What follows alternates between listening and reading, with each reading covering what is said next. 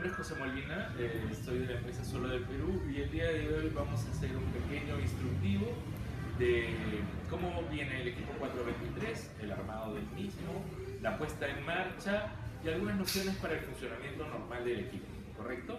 Entonces empezaremos por presentar, este es el equipo, uno de los equipos estrellas, es una de las máquinas más vendidas alrededor de todo el mundo, usado tanto en las labores agrícolas como en las labores de salud pública para el control de plagas, ¿no? Adicionalmente, acá al costado tenemos el aceite de 2 tiempos, que es el aceite que utilizamos para poder hacer la combinación del combustible que utiliza este equipo.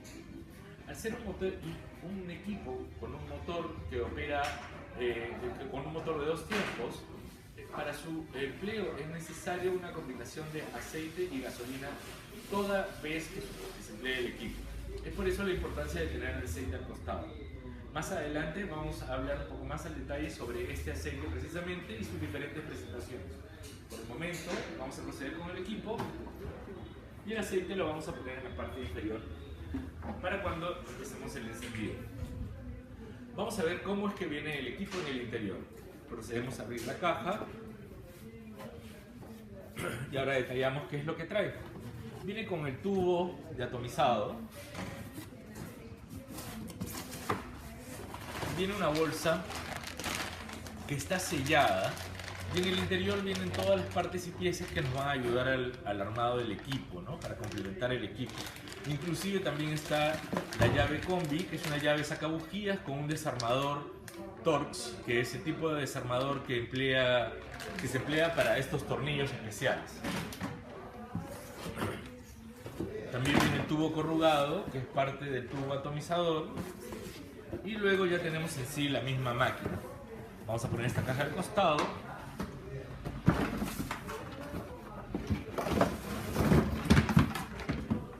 Y enseguida tenemos el equipo, ¿no? Y el codo. ¿Okay? Así es como viene el equipo.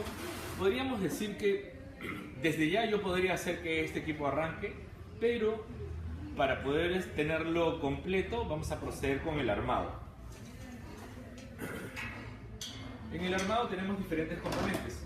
El primer componente que vamos a tener es el codo, que debe ir en esta posición. Las partes principales del equipo son tanque de producto, tapa, tanque de combustible, motor, escape o silenciador, filtro de aire. Esta pieza pequeña que está seguida del filtro de aire es el carburador. En la parte inferior tenemos las aletas del cilindro, esta es la parte exterior del cilindro, la bujía, ¿no? Y el cable de bujía que va conectado hasta esta parte donde se encuentra la bobina, la cuerda de arranque, ¿no? Esto es netamente el protector ya del silenciador. Este cuerpo que está acá detrás, que es como un circular, es la carcasa que cubre la turbina. En el interior está la turbina que genera la corriente de aire. Tenemos el respaldar acolchado para evitar la fatiga del operador, para disminuir la fatiga. Y finalmente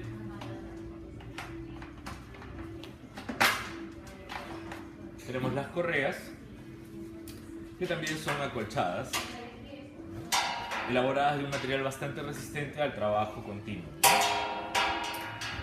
Entonces, este es en sí el equipo y ahora vamos a proceder al armado. Ok, bueno, ya tenemos fuera todo el equipo como viene en la caja. Hemos sacado todas las piezas que vienen dentro de la bolsa. Es importante que antes de sacar las piezas se den cuenta de hacerlo en un lugar que sea accesible. Si esto lo hacen en el campo, entre la hierba, podrían llegar a perder una pieza como un tornillo. La bolsa le hemos roto, todas las piezas han venido dentro de la bolsa. Entonces ahora podríamos acercarnos para poder detallar un poco qué es lo que viene. Van a venir 2 abrazaderas, cada una con sus pernos, ¿no? Para poder ser ajustadas. Van a venir 2 boquillas diferentes o pasadores de cambio. Una de ellas con 2 rejillas intercambiables y la otra viene con una rejilla circular, que esta es una de las más usadas en el equipo. Internamente también viene la llave combi, que habíamos dicho que era un desarmador Torx con una llave sacabujías para poder retirar y cambiar la bujía de la máquina. Viene la manguera de paso de producto y la tobera finalmente, la que va a comunicar la salida con el último tramo de manguera. La llave dosificadora, que es la que nos va a permitir regular diferentes tipos de caudal, desde la posición 1 hasta la posición número 4. El embudo, que es muy importante para poder suministrar el combustible a la máquina, para evitar de que haya que se chorree el combustible fuera. Y finalmente las piezas que venían en el exterior, que eran el tubo corrugado, el tubo de atomizado y el codo. Como habíamos mencionado anteriormente, lo más importante, el manual del equipo, en el cual está detallado todo lo mismo que vamos a ver ahora, está escrito en el manual. Están los pasos de combinación de combustible, están los pasos para el armado, están las posiciones con los diferentes caudales. Es muy importante que cualquier persona que vaya a utilizar el equipo, antes de hacer uso del equipo, haya leído el manual. ¿Ok? Vamos a proceder con el armado. Como mencionamos anteriormente, o como lo vamos a ver desde ahora, estos tornillos tienen un tipo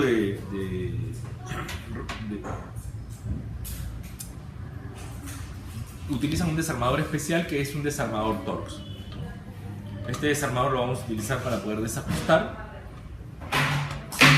los tornillos primero y hacer que esta abrazadera, porque esto funciona como una abrazadera, se expanda. Lo vamos a colocar en la posición en donde va. Para ello voy a voltear la máquina para que puedan visualizar. Y esto va a ir en la salida del aire de la máquina y embonando en la primera unión. Tiene una pequeña ranura que sobresale y una más arriba. Vamos a llevarla hasta la primera ranura. Una vez que ya embonó, usando mi mismo desarmador Torx, puedo ajustar los pernos, ¿no? Buscando que esté firme.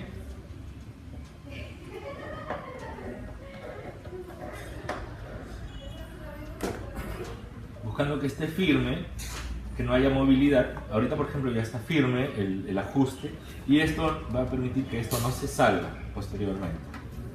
No se debe ajustar tanto que busquemos que se rompa el plástico, porque ya sé que los componentes están hechos de plástico. Si bien es cierto, es de alta resistencia y de alta durabilidad, no significa que sea irrompible, ¿no? Un ajuste de piezas metálicas podría hacer que se rompa. Seguido de esto, vamos a colocar el tubo corrugado, que es la siguiente pieza. Pero para ello, para que esta pieza pueda agarrarse del codo, vamos a colocarle una abrazadera, que es la más grande de las dos. Es esta abrazadera. Si se dan cuenta, tiene como una oreja hacia un costado, y esta oreja de la abrazadera la vamos a colocar hacia el interior de la máquina, o sea, hacia el interior del cuerpo de la máquina. Vemos de esta forma. En esta posición va a ir la abrazadera, con la apertura hacia el lado de arriba. Entonces sacamos el tubo corrugado, colocamos la abrazadera con la oreja hacia el lado interior de la máquina y mirando hacia arriba la apertura, y la volvemos a instalar nuevamente. Hacemos llegar hasta el fondo, y ahora sí procedemos a colocarle el tornillo, ¿no? Y con nuestro desarmador Torx vamos a realizar el ajuste.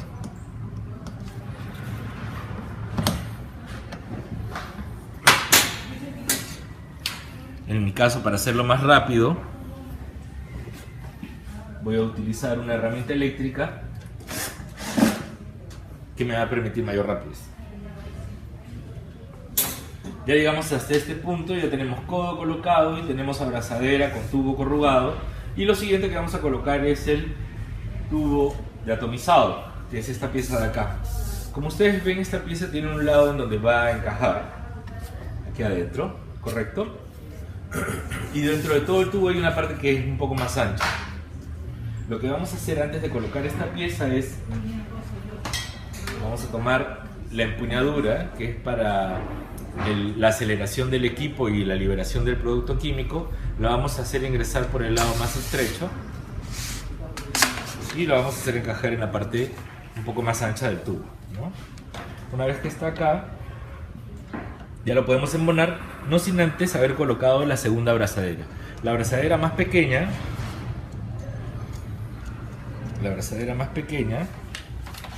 debe servir para ser colocada en este lugar, y seguidamente a ello vamos a colocar el tubo, siempre hasta el final, ¿no?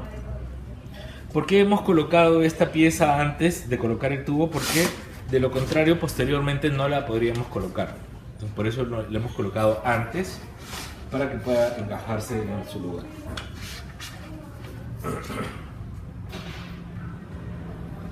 Procedemos a ajustar el tornillo.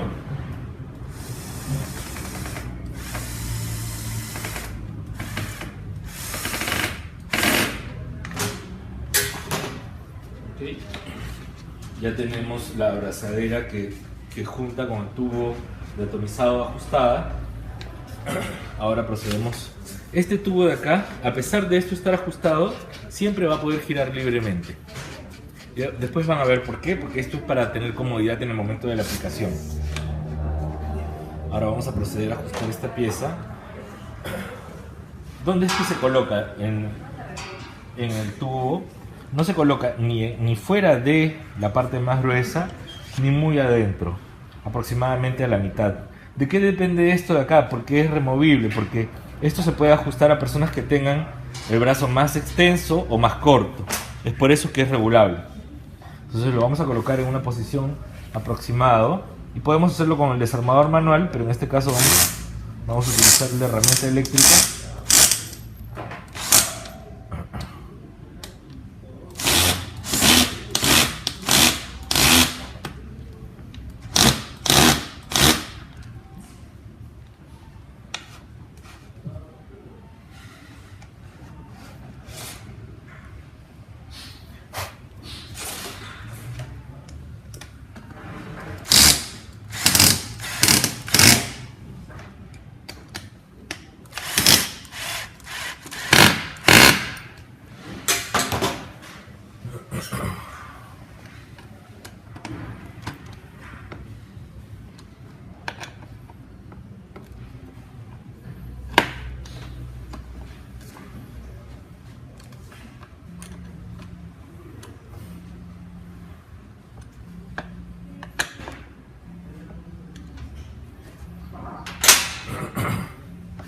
Ok, ya está ajustado. Y lo siguiente que vamos a colocar es la punta, ¿no? Esta es la tobera dosificadora. Esto también tiene un punto, un tornillo en la parte de acá para poder ajustar o liberar, porque funciona como si fuera una abrazadera, pero normalmente va a embonar. Si estuviera muy apretado, lo abriríamos antes de ponerlo. Esta llave de paso generalmente debe estar alineada con la empuñadura, de tal forma que si giran ambos al mismo tiempo, ¿ya? Una vez que estamos ahí, para poder asegurarnos de que no se vaya a salir posteriormente, la ajustamos.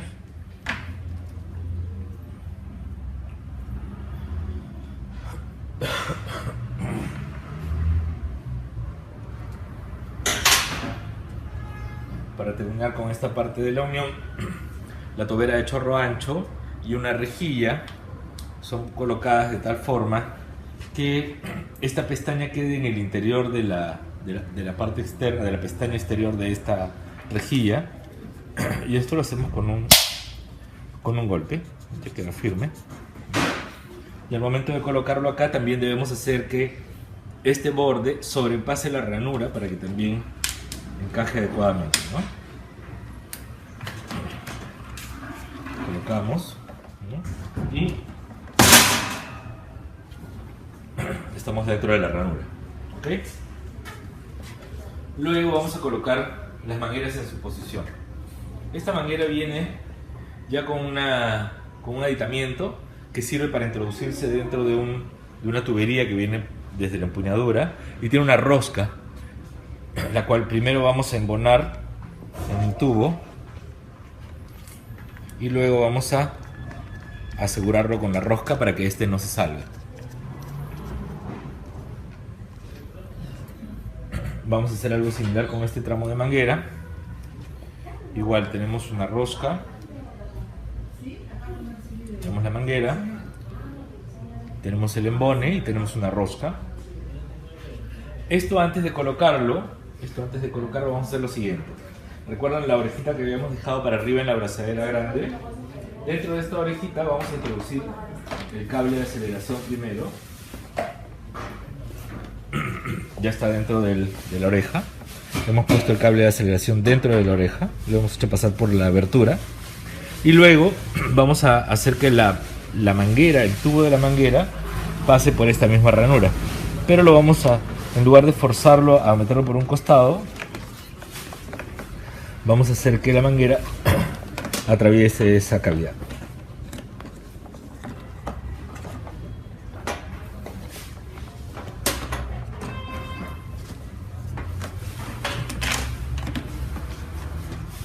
De esta forma, de tal manera que nos permita colocar este tramo de la manguera, colocarlo en la salida que viene desde el tanque. Esto es solamente esa presión. Y del otro lado hacemos el embone y luego la tuerca para ajustar.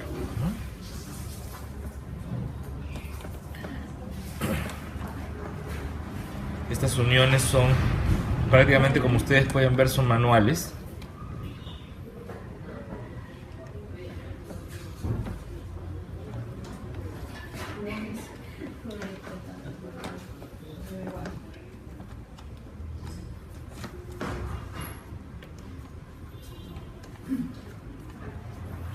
Hay que asegurarnos de que la rosca ingrese derecho, porque de no ingresar derecho, lo que va a producir es que no haya un correcto sellado.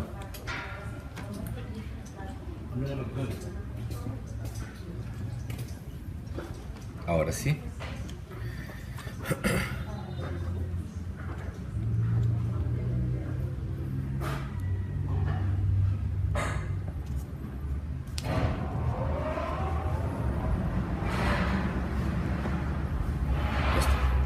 ¿Ok?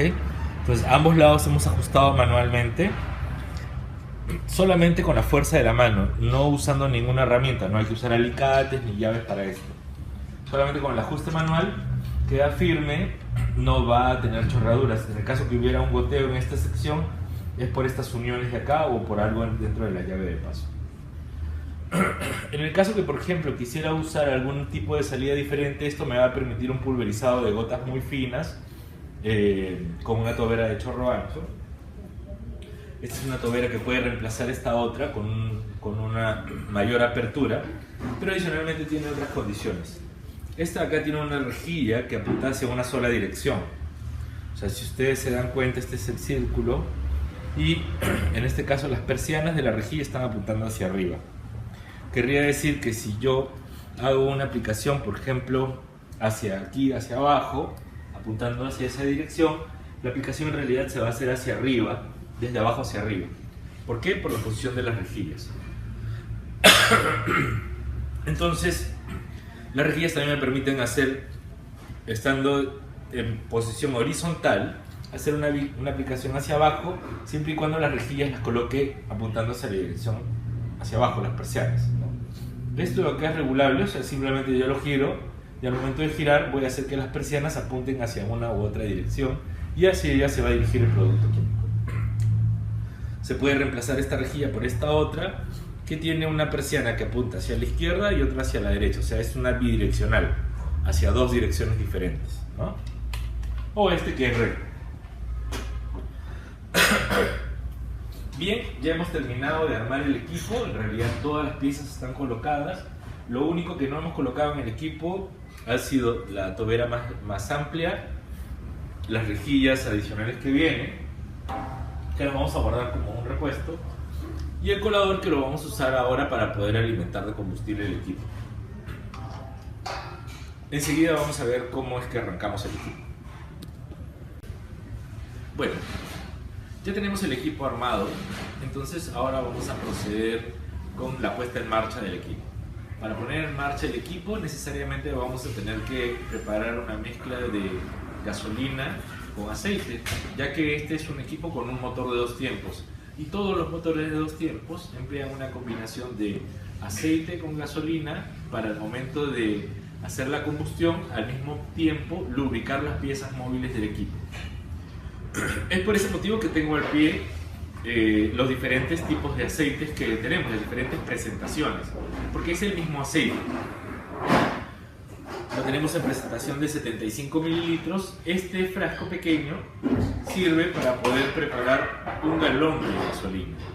Yo voy al grifo con una galonera adecuada, solicito que me pongan 1 galón de combustible y ellos lo van a llenar hasta cierta altura. No es que todo lleno sea 1 galón, lo van a llenar hasta cierta altura porque 1 galón es 3.785 litros. Entonces en el grifo, cuando yo le diga póngale 1 galón, lo van a llenar hasta una determinada altura y sobre el galón de gasolina yo voy a vaciar el contenido íntegro de este pequeño frasco que tiene 75 mililitros. Una vez que he vaciado todo el contenido dentro del galón, voy a tomar la misma gasolina, voy a vaciar en el interior, voy a agitar el frasco lavándolo con la gasolina y luego voy a volver a vertirlo para asegurarme de haber vaciado todo el contenido del aceite, porque si no parte de él se va a quedar en las paredes interiores del frasco pequeño. Entonces son 75 mililitros para la preparación de 1 galón de gasolina. ¿Qué sucede cuando yo quiero, digamos, economizar en la compra de aceite? Puedo comprarlo en diferentes presentaciones. En presentación de 1 litro, que me permite, para este litro entero, me va a permitir preparar más de 13 galones de gasolina. La presentación de 2 litros, que me va a permitir preparar alrededor de 26 galones de gasolina. 26, casi 27 galones de gasolina voy a poder preparar con una presentación de 2 litros. O la presentación de galón, con la cual tengo suficiente aceite para una gran cantidad de tiempo. El aceite no es perecible, quiere decir que no se va a degradar biológicamente, no se va a dañar, no se va a alterar con el tiempo. Ustedes pueden tener aceite la cantidad de tiempo que quieran. La gasolina sí es perecible. La gasolina solamente la podemos tener cierto tiempo. Por ende, mientras más fresca sea la mezcla, es mucho más conveniente para ustedes con su equipo. Yo recomiendo particularmente, o recomendamos nosotros, que la mezcla de preferencia no tenga más de 3 días para ser empleada en un equipo, ya que conforme vayan pasando los días, el combustible se va a ir volatilizando, o sea, va a ir evaporándose y la mezcla va a tener una mayor carga de aceite que en el día en que se preparó. Otro tema que también ocurre con el combustible es que el combustible puede ranciarse, o sea, puede alterarse, ya que es orgánico. Entonces, el combustible también se puede alterar en el tiempo, por eso es que recomendamos que se utilice gasolina fresca. En cuanto a la gasolina, también otra recomendación que les puedo hacer es que adquieran combustible en grifos de confianza, de marcas reconocidas. No, por ahorrar unos centavos, no vayan al grifo más económico, a Juanito, Luchito, Pablito o Las Gaviotas o cualquier otro nombre que haya, que no sea una marca reconocida que les asegure que tenga una calidad de combustible, ya que en la medida en que ustedes consigan un combustible muy barato de una marca poco conocida o desconocida, ustedes están expuestos a tener combustibles con agua o a tener combustibles con mezclas que no son adecuadas para los equipos. En el caso de que utilice un envase diferente, por ejemplo, ya sea la del galón o la del litro, como habríamos dicho, yo tendría que poder saber qué cantidad le voy a administrar a 1 galón de gasolina. Para ello existen estos pequeños frascos, ¿no? Son medidores que los venden en cualquier lugar. Nosotros, cuando compran una cantidad de combustible, una cantidad de aceite de 1 galón, nosotros les obsequiamos uno de estos frasquitos medidores, en donde tienen medidas que van desde 0 hasta 100 mililitros, están las ranuras, y yo he marcado aquí, he marcado la ranura en donde dice 75 mililitros, he marcado el número 75, y esto quiere decir que hasta esta altura es en donde van a ustedes a llenar el aceite cuando lo vacíen directamente desde su botella de litro, de 2 litros o de galón. Este envase les va a servir luego para poder combinar con el galón de gasolina, ¿no? Van a hacer el mismo procedimiento. Una vez vaciado todo el aceite del envase, van a regresarle gasolina, lo van a mezclar y luego lo van a volver a vertir para que todo el contenido del aceite esté dentro de la gasolina. Esa es la mejor forma de asegurarnos.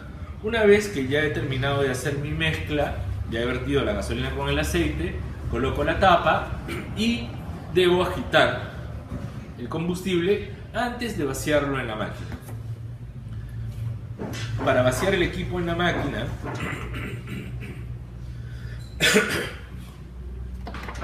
retiramos la tapa del tanque del depósito de combustible, colocamos nuestro embudo. ¿Por qué es importante colocar el embudo? Algunos piensan que por tener buen pulso, por tener una buen equilibrio, pueden llegar a hacerlo sin tener embudo. Pero en el momento en que ustedes vacían el combustible alrededor de la máquina y quedan expuestas diferentes partes del motor al combustible directamente, la temperatura de un equipo puede llegar a hacer que este combustible se encienda. Y eso no es recomendable. Por eso es que se recomienda usar un embudo adecuado que ya viene de por sí con la máquina. Vaciamos el combustible que vamos a requerir, la cantidad mínima está indicada en el tanque y la cantidad máxima está indicada aquí también en el tanque. Igual, nunca vaciamos el contenido del combustible hasta llenar, hasta saturar el tanque de combustible. ¿Por qué? Siempre necesita un espacio vacío para poder consumir el combustible, ¿correcto? Algo que no quería dejar de decirles antes de terminar con esta parte de la mezcla es el uso de envases no adecuados. Les he mostrado en todo momento esta galonera, que si bien es cierto es una galonera que hemos tenido en uso, por eso se encuentra con manchas producto del uso del combustible. Algunos utilizan botellas de bebidas gaseosas, de champús, de productos como de limpieza, como el Poet, ¿no? Utilizan este tipo de envases para poner el combustible en ellos, inclusive para llevárselo hasta los lugares de trabajo. O algunos lo utilizan para mezclar. Y lo peor todavía, algunos lo utilizan para guardar el combustible que sobra. El problema de este tipo de envases, como ustedes ven, es un envase translúcido de un plástico diferente al que está compuesto este envase. Este tipo de envase se llama PET. La característica de este envase es que solamente está hecho para poder contener contenidos líquidos como agua, gaseosa, champú, algún contenido de este tipo. Ningún contenido que sea degradante. La gasolina es degradante. Lo que va a hacer la gasolina si entra en contacto con este envase es empezar a diluir interiormente las paredes plásticas de esto y pasar el contenido plástico a que se mezcle con la gasolina. Y en el momento en que ustedes hagan esto dentro de este tipo de envases, y al momento en que ustedes viertan el contenido de gasolina almacenada en este tipo de envases, lo único que van a hacer es alimentar de plástico su tanque de combustible, luego el carburador y finalmente el motor, llegando a crear una sustancia interior que puede dañar severamente el interior de sus motores. Entonces, este tipo de envases PET está totalmente prohibido, ¿sí? Entonces no los utilizamos. Estos son solamente para el agua y para las gaseosas. Por eso es que recomendamos galoneras que sean adecuadas, aptas para contener combustible. ¿Ok? Vamos a obviar el paso de la preparación, que ya lo he descrito varias veces. Yo ya tengo mi galonera con el combustible preparado. Como ustedes podrán ver, esta galonera tiene un rótulo que indica combustible mezcla, porque ya está preparado para nuestros motores de 2 tiempos.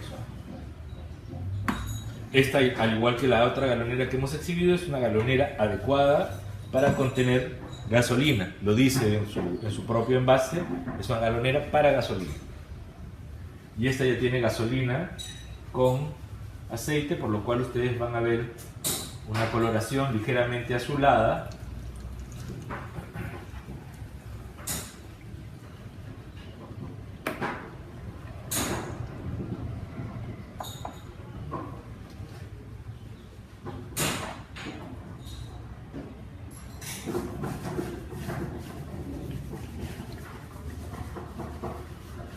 efectos de la prueba solamente vamos a llenar el combustible hasta la altura mínima del tanque.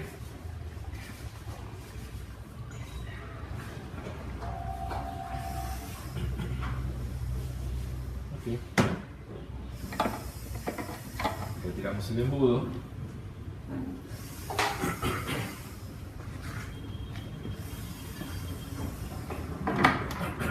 Siempre después de haber hecho alguna actividad de preferencia es limpiar el exterior.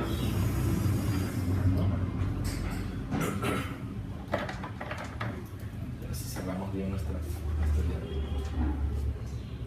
Vamos a poner a un lado. Siempre hay que tener en cuenta las normas de seguridad. Si estoy cercano a hacer el encendido de un equipo, no debe haber combustible cerca, entonces por eso lo colocamos a un lado. Vamos a colocar también los aceites fuera de la mesa para que nos dejen el espacio libre para trabajar.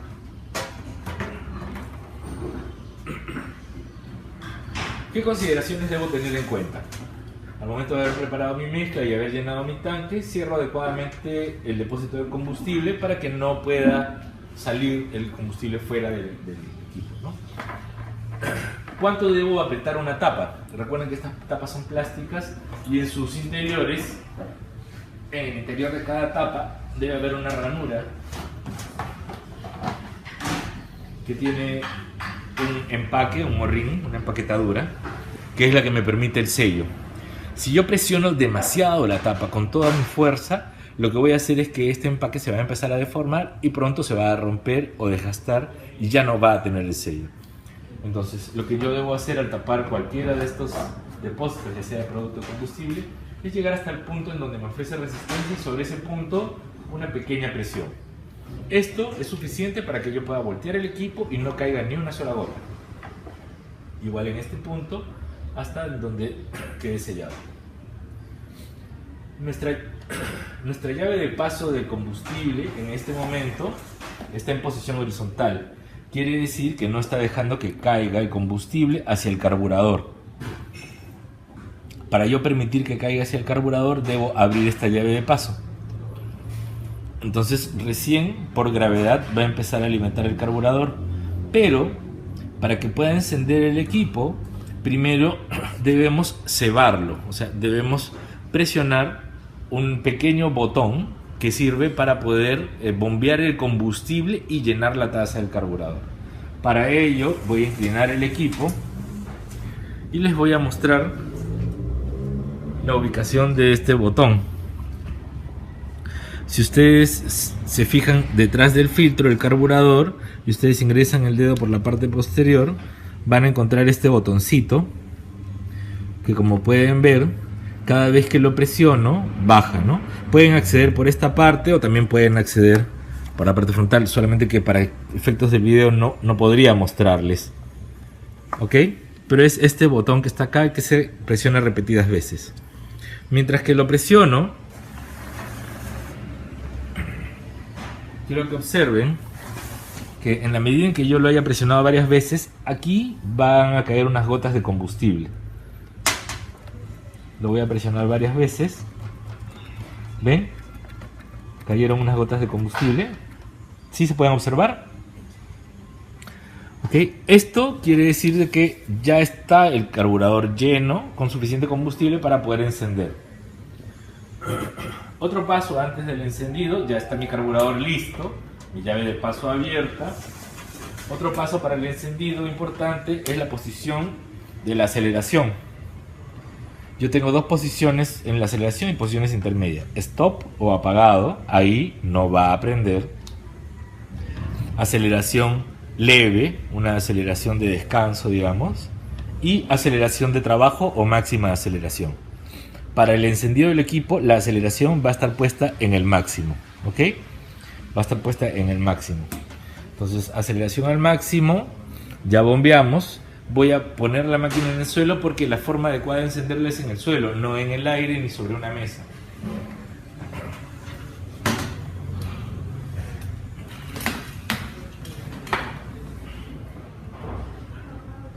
Ya pusimos la palanca de aceleración al máximo, ya tenemos combustible, hemos abierto la llave de paso hemos bombeado el carburador y ahora procedemos al encendido. Para encender el equipo, mi pie izquierdo, dependiendo de la posición en la que ustedes sean, mi pie izquierdo va a apoyarse en la parte de abajo de la barra del equipo, mi mano izquierda va a estar puesta sobre la tapa y mi mano derecha la voy a utilizar para poder jalar el cordón de arranque, ¿correcto?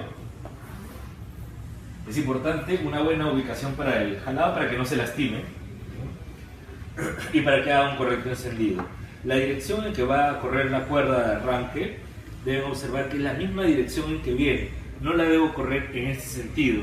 Si lo hago de esta forma voy a dañar mi cuerda de arranque, voy a dañar mi sistema de arranque y voy a dañar la carcasa que lo protege. Entonces la cuerda debe ir en el sentido en el que no toque las paredes que están alrededor de ella, ¿okay? Entonces, esta es la posición del arranque de la cuerda y simplemente jalo.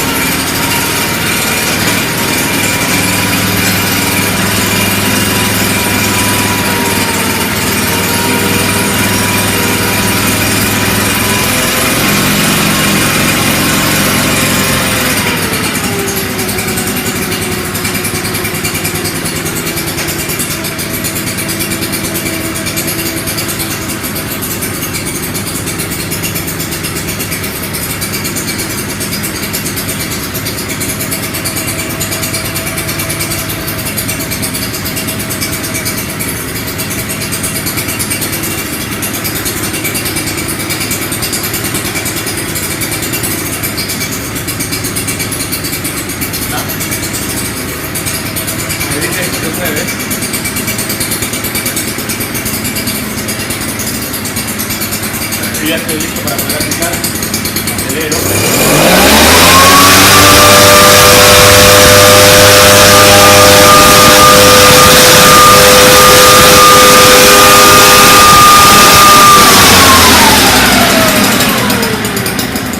Si yo deseo apagar temporalmente la máquina porque voy a encenderla seguidamente, voy a seguir trabajando, pongo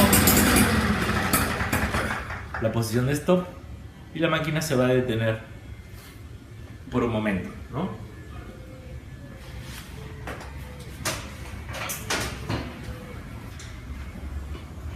Entonces, hemos visto cómo se pone en marcha el equipo.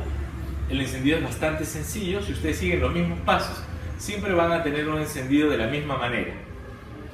Para comprobar de que el encendido siempre se va a dar con mucha facilidad, nuevamente vamos a acelerar la máquina. Vamos a volverla a poner en el suelo. Como hemos apagado desde la llave de aceleración, la máquina debe encender con una sola jalada.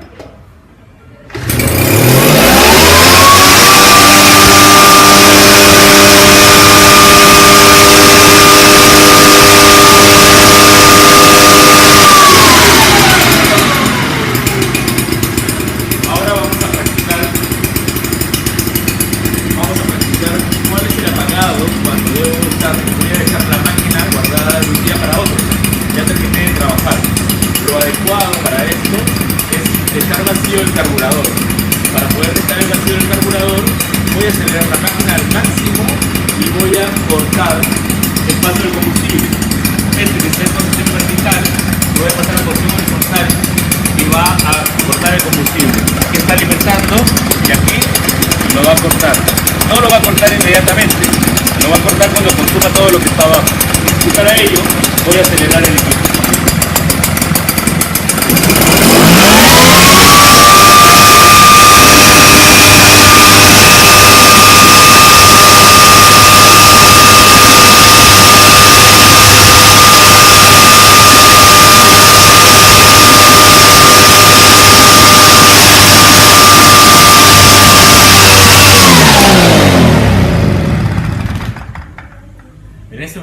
equipo ha dejado de funcionar, pero por ausencia de combustible en el carburador.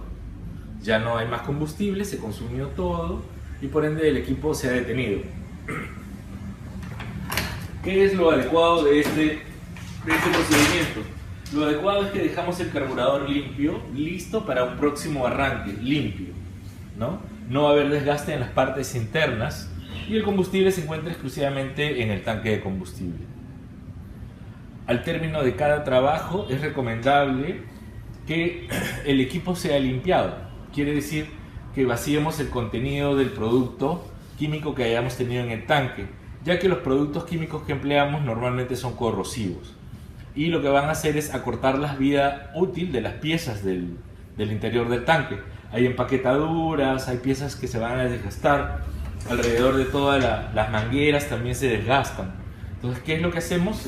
Primero vaciamos el contenido del tanque, luego alimentamos 1 o 2 litros de agua pura, ponemos el equipo en marcha, lo prendemos y hacemos que vacíe toda el agua limpia, la vacíe por las tuberías de tal manera que esa agua limpia ayude a limpiar tanto el tanque, los empaques que hay en el tanque, las mangueras, los empaques que hay en las llaves de paso, al igual que en la llave dosificadora. Entonces, lo que necesitamos hacer es limpiar el equipo interiormente al término del trabajo, no solamente es la limpieza exterior. Al haber hecho el apagado mediante el corte del combustible, nos hemos asegurado de que nuestro carburador quede limpio y por ende su vida útil también se va a alargar mucho más tiempo. Vamos a tener menos problemas del carburador. Vamos a reducir las probabilidades de que este se vea afectado. ¿Qué es lo que tenemos que hacer la próxima vez que arranquemos? El mismo procedimiento que hicimos al empezar. Abrimos la llave de paso de combustible, bombeamos el botón cebador que ya vimos que está en la parte posterior hasta visualizar las primeras gotas de combustible que nos van a asegurar de que ya está llena la cubeta. Lo único que me puede asegurar es que yo vea estas pequeñas gotas que van a caer, que son lo que me asegura que ya está llena la cubeta del carburador.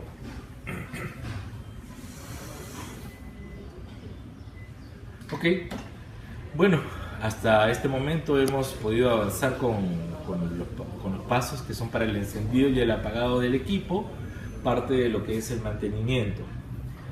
En el mantenimiento del equipo, ¿qué tenemos que tomar en cuenta? Ya hemos visto la parte de la limpieza del tanque. Esta máquina utiliza un filtro de aire que se encuentra de muy fácil acceso. Una moneda, por eso estoy sacando de mi bolsillo, una moneda simplemente me permite abrir el tornillo.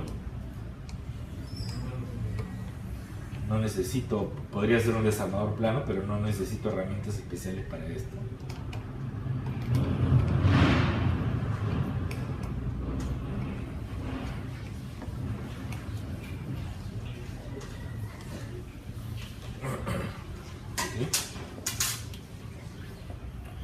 Este es el filtro de aire del equipo, es un filtro de esponja. Ojo que esta no es la esponja que venden en los mercados, no es la esponja para lavar los platos. Este es un material de esponja especial. Está hecho de un material que es resistente al contacto con el producto químico. Resistente quiere decir que no es infalible. O sea, en algún momento se va a deteriorar o se va a desgastar. Pero si yo le pongo una esponja simple de cocina en este lugar, lo que va a hacer la máquina cuando entre en contacto con el combustible la va a disolver y luego va a ingresar todo hacia el carburador y luego hacia el motor de la máquina, porque la succión del carburador va a encargarse de absorber esa esponja. Esta no, esta esponja original está hecha de un material que resiste el contacto del producto con el combustible, que es una esponja que además tiene una mayor compatibilidad, o sea, más compacta. Se encarga de detener todas las partículas de polvo o tierra que se encuentran en el ambiente en donde trabajo y evitar que éstas ingresen al carburador y al motor, ocasionándome daños en la máquina. Por eso es que este filtro es muy importante. ¿Qué es lo que debería hacer? Al término de cada trabajo podría lavar mi filtro de aire, ¿no?, con agua pura, con un poco de jaboncillo, si gustan, agua pura, un poco de jaboncillo, dejarla que se seque y luego nuevamente colocarla en mi equipo. si la esponja está mojada, no va a poder permitir el paso de aire y por ende no va a poder prender mi máquina, porque sin aire no hay combustión. Otro detalle también que ocurre es cuando no tenemos el cuidado del apagado que hemos visto ahora. A veces las esponjas se llenan de combustible, se mojan, y eso tampoco no impide de que vayan a encender las máquinas. Algunos sugieren el lavado de esta esponja con gasolina. Puede ser lavada con gasolina en el caso de una emergencia, pero lavar con gasolina es un recurso temporal, ya que al lavarlo con gasolina lo que voy a hacer es acortar su vida útil, y lo que yo quiero es que los componentes de mi máquina tengan la mayor durabilidad que me sea posible sin tener que hacer cambios innecesarios. Entonces, agua y jabón es lo más recomendable. En el caso de alguna emergencia y requerir un secado rápido, con combustible también se podría hacer. Nuevamente vuelvo a colocar mi rejilla en su posición, y el perno ya han visto que con un desarmador plano o una moneda simplemente pueden hacer el ajuste.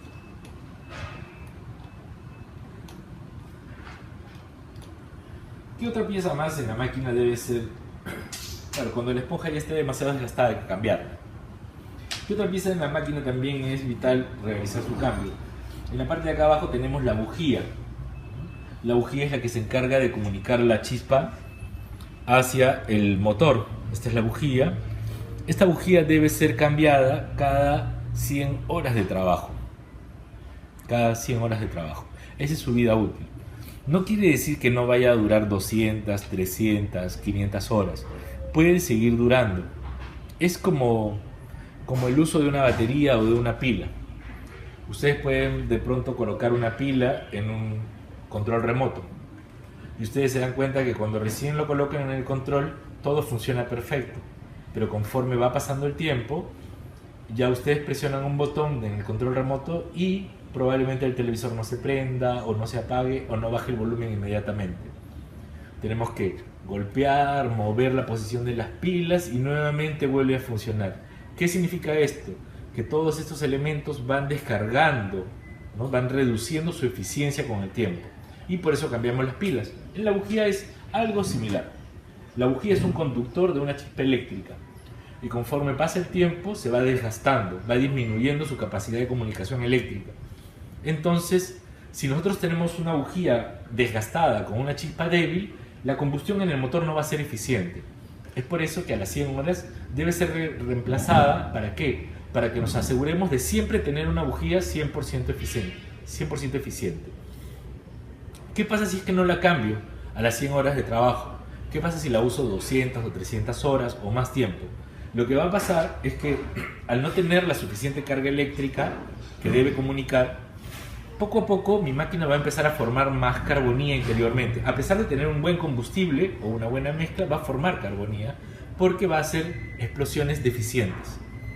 ¿Qué otra cosa más puede pasar? Va a pasar de que ya no va a arrancar en una sola jalada como hemos hecho ahora, sino van a tener que arrancar 2, 3, 4 veces. Y si la bujía tiene mucho tiempo, van a tener que jalar 10 veces una máquina para que pueda arrancar.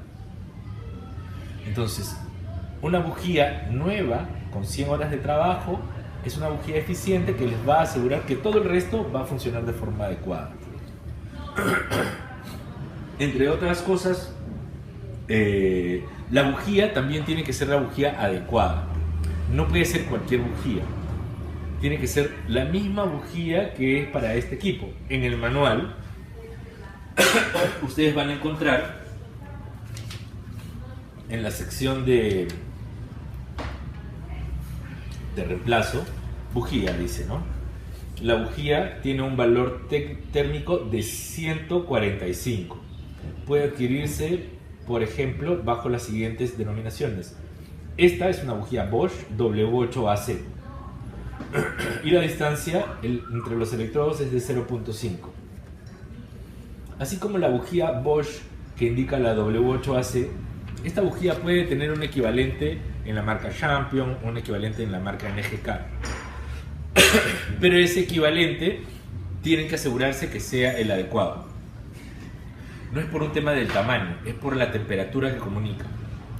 Si yo le pongo una bujía con un valor térmico muy elevado, las explosiones van a ser muy fuertes y todo se va a recalentar, inclusive hasta quemarse la bobina.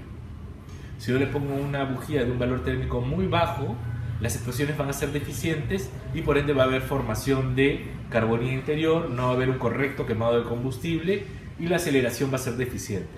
En eso es que tiene que estar el cuidado de usar la bujía adecuada, en el valor térmico que necesita el equipo.